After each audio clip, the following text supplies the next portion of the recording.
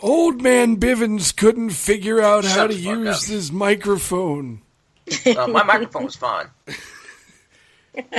This newfangled Skype thing.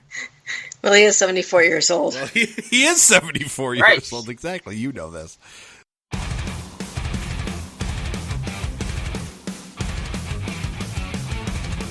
News, reviews, interviews, and all things metal. From the Kensington Place Studios, it's According to Metal with Jason and Biz.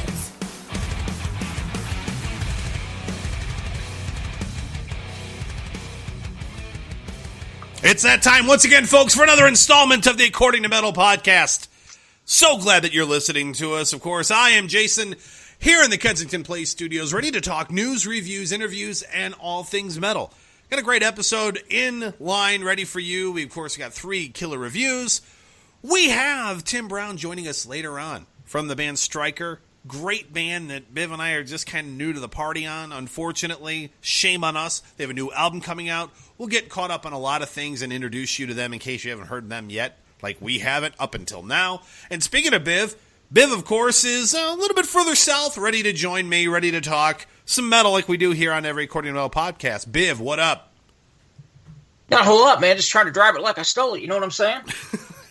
Well, did you, by the way, I know we're going to kind of marginalize ourselves as far as where we are in the world, but, I mean, it's a worldwide event almost at this point, but I'm sure you watched the Super Bowl, Biv, but, you know, what's great about the Super Bowl being over, even though it was an incredible game as far as the outcome and whatnot, it was just absolutely amazing.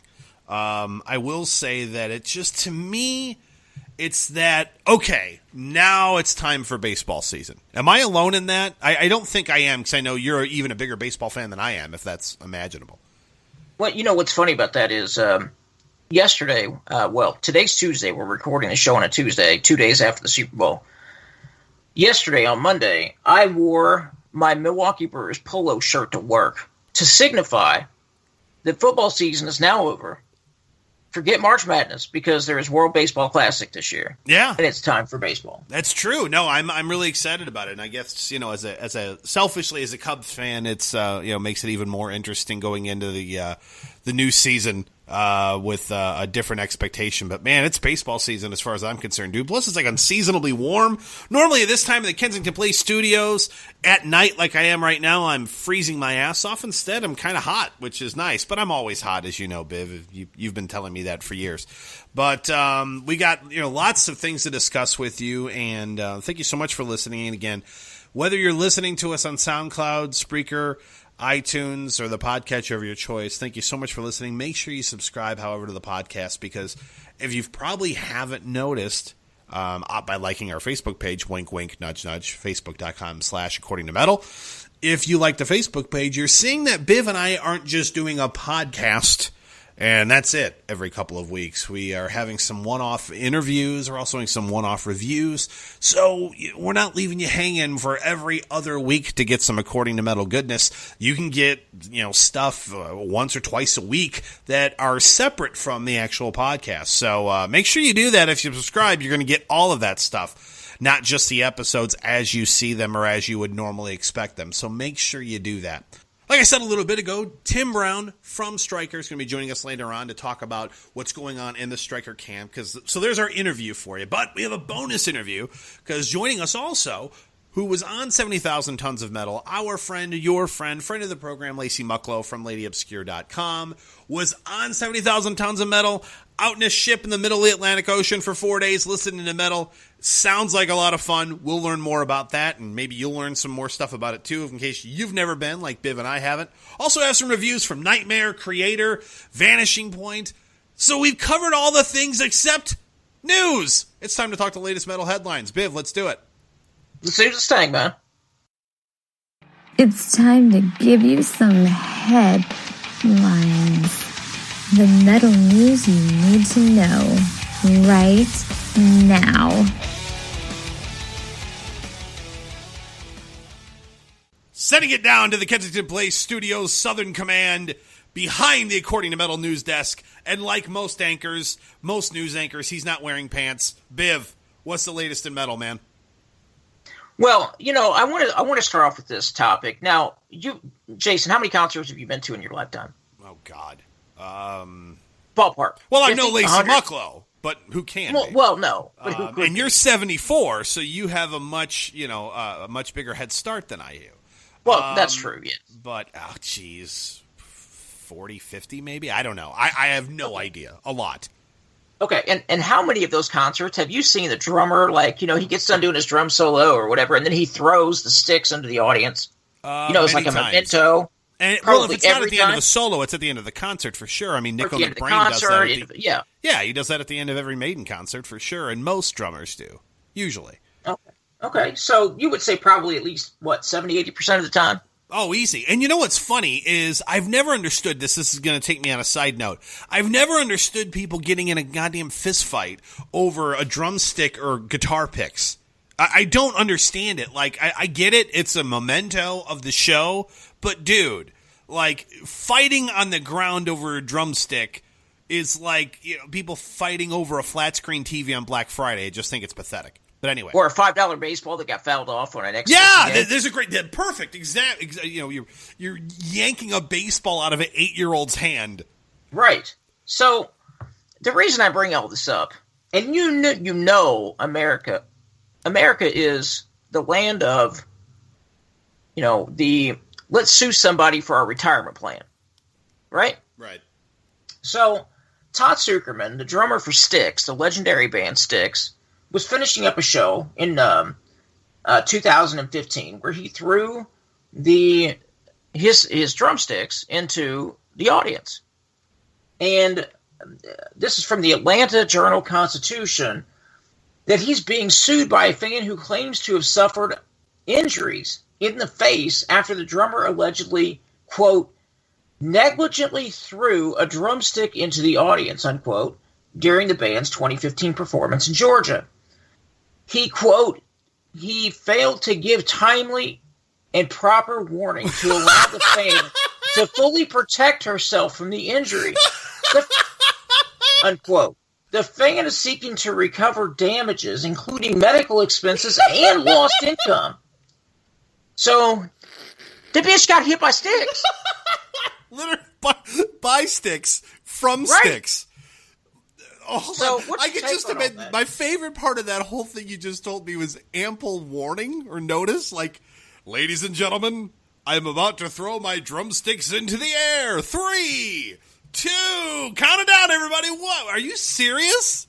Yes, that's what she alleges. That's the worst thing I've ever heard.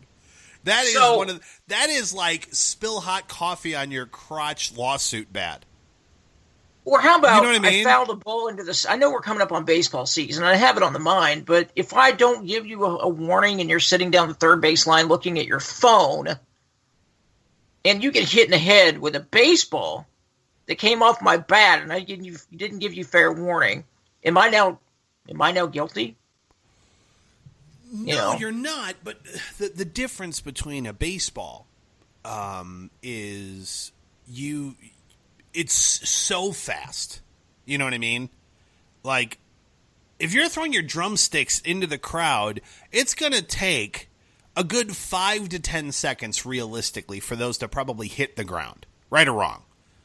So I wouldn't say that, but, I mean, come on, a punt in the NFL doesn't even stay in the air 5 seconds. Yeah, but it's depending on how high you throw them up in the air, at least a couple of seconds. I mean, a foul ball in baseball could be not even a second, and you're hitting the head. You know what I mean? Just because it's Major League Baseball players that can happen.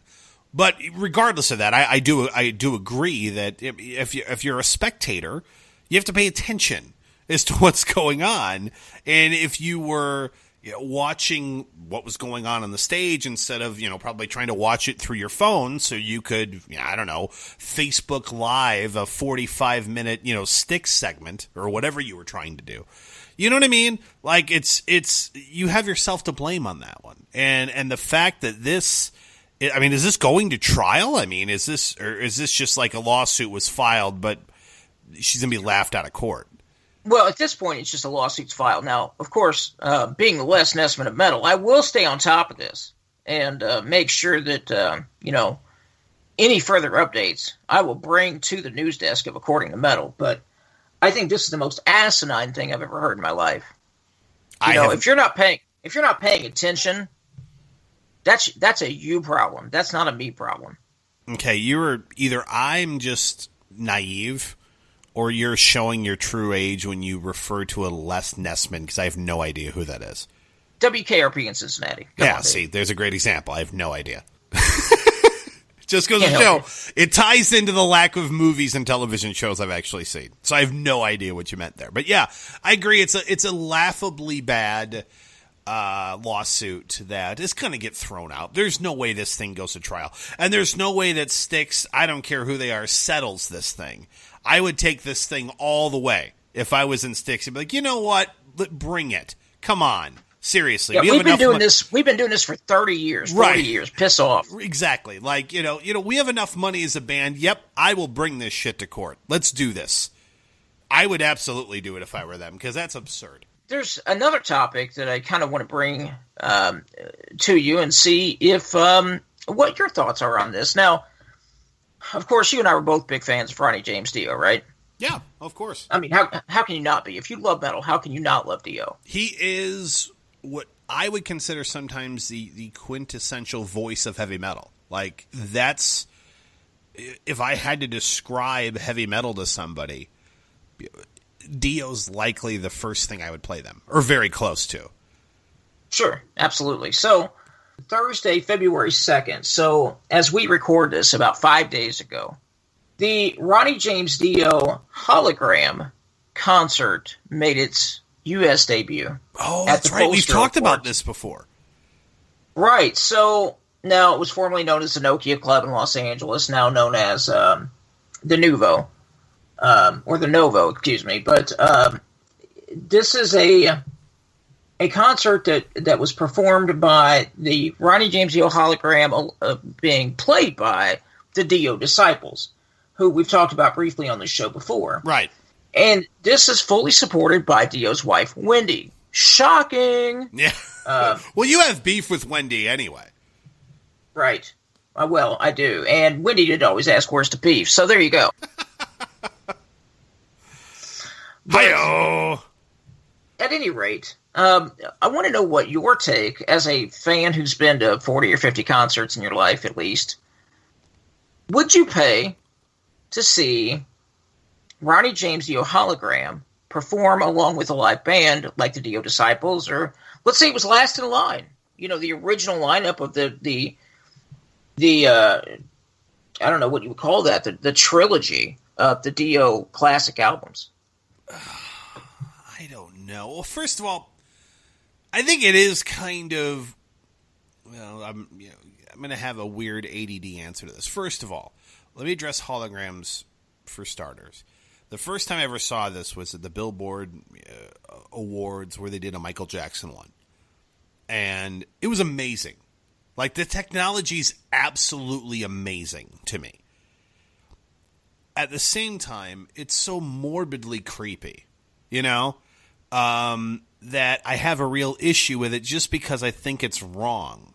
And the fact that his wife's involved with it, shouldn't surprise you, because she just sounds like she's, I don't know. It's a money grabbing whore? Well, I wouldn't go that far, but she's, definitely Sharon Osbourne-ish, it seems like, As far as going to see it, I don't know.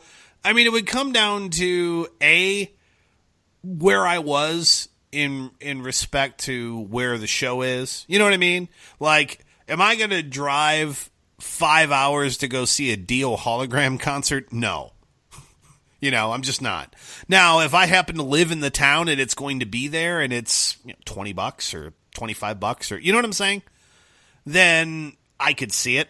I mean, I've seen Dio live already, which is good. Now, for those who've never got a chance to see Dio live, or younger people who are maybe checking out Dio for the first time now, I think it is kind of a cool way to get introduced to him. But I've got a chance to see him live myself, so I don't see the point of doing that unless it's just right in front of me, So what about somebody like, you have, as we all know, you have, your last name's Duggar, and you have like 18 kids.